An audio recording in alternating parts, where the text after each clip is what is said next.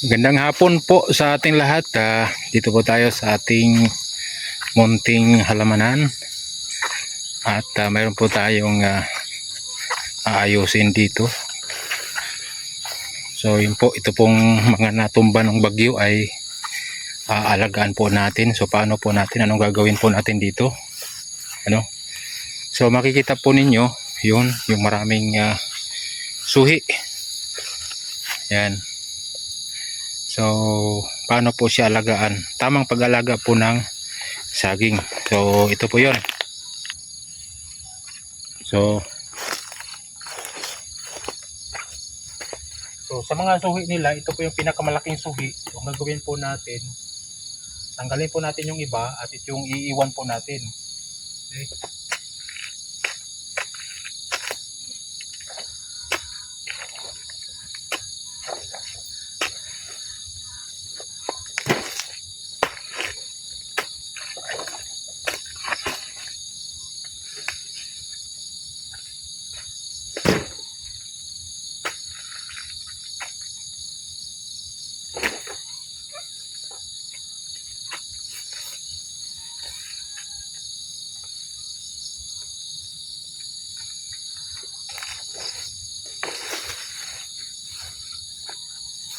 Okay, so yun po.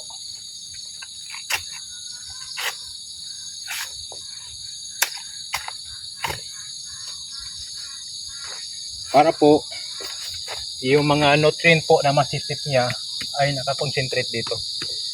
Ayan.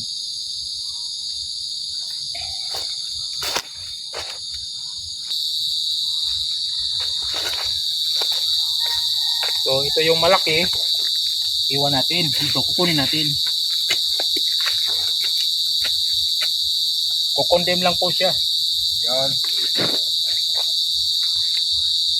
Ito yung malaki.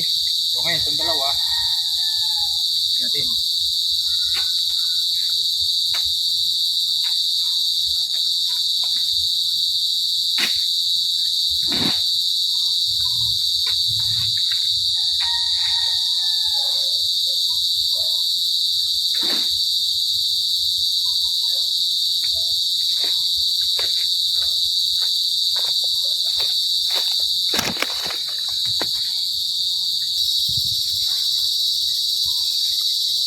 So yan.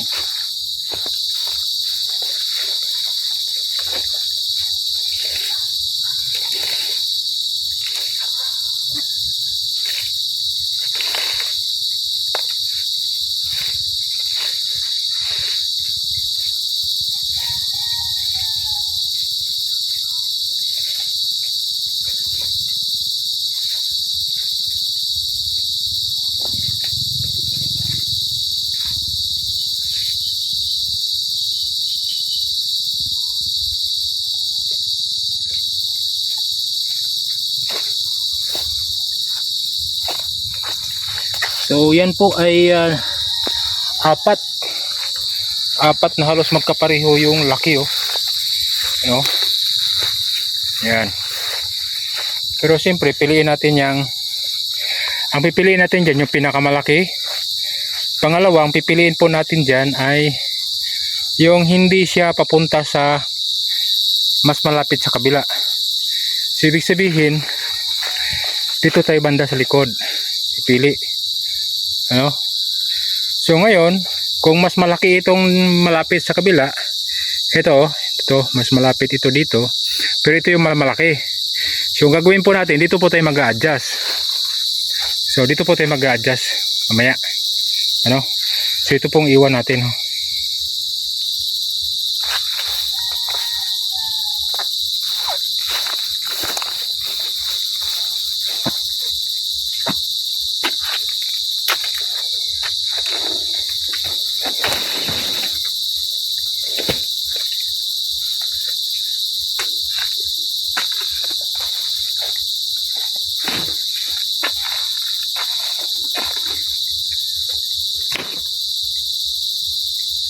Okay?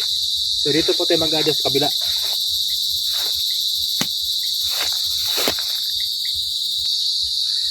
So yan, linisan muna natin.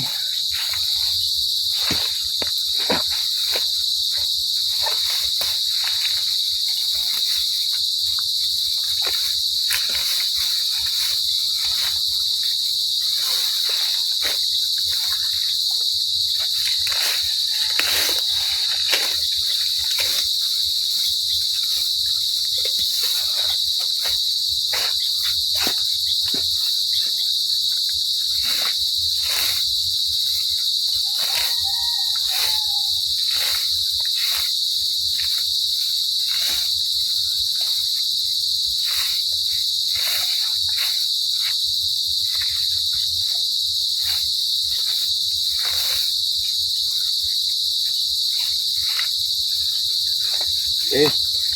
So, nalinisan natin.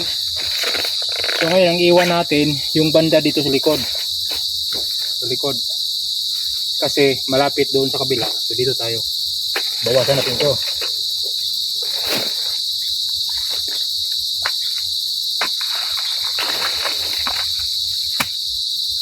Yan. Saka ito.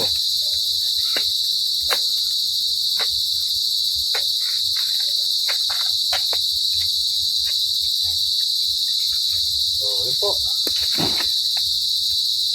Ganun lang po ang simpleng paano magdala sila ng magandang bunga, malaki. So, wag pong hayaan na marami yung suhi. Wag pong hayaan kasi hindi po yan makakapagbunga ng malaki. So, pag maganda ang size niya ng bunga, makapagbigay ka ng magandang presyo. O yan, bawasan pa natin yan.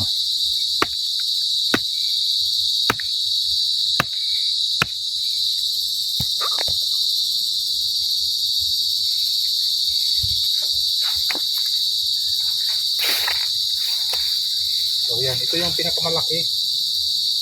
Ito yung malaking suhi, iiwan natin.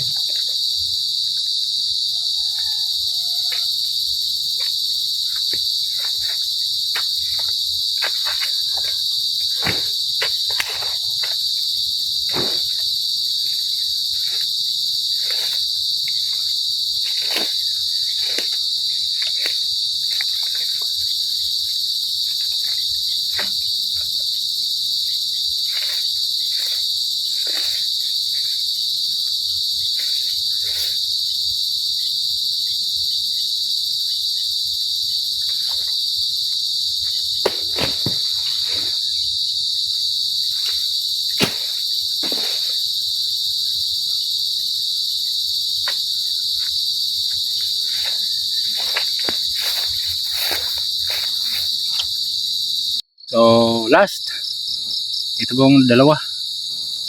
Meron po dito sa likod, yun. Dalawang pero ito tatlong suhi siya, kaya tanggalin natin yung dalawa. Okay.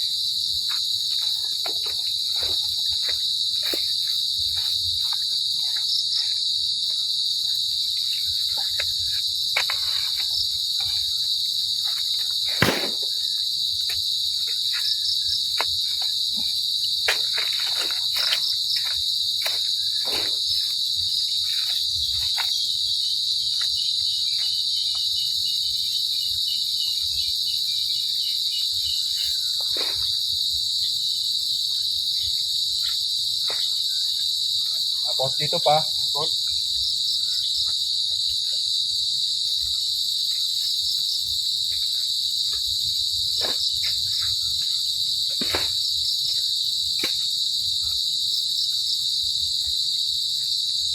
Ayan.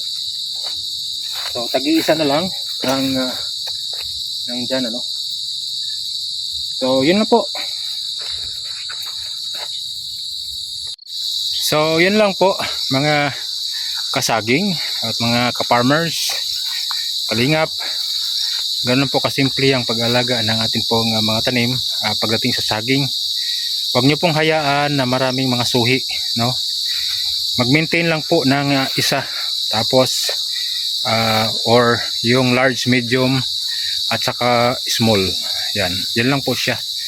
And then kapag na-harvest na po yung pinakamalaki, yung pinakauna, saka na po magpapatubo ng another small.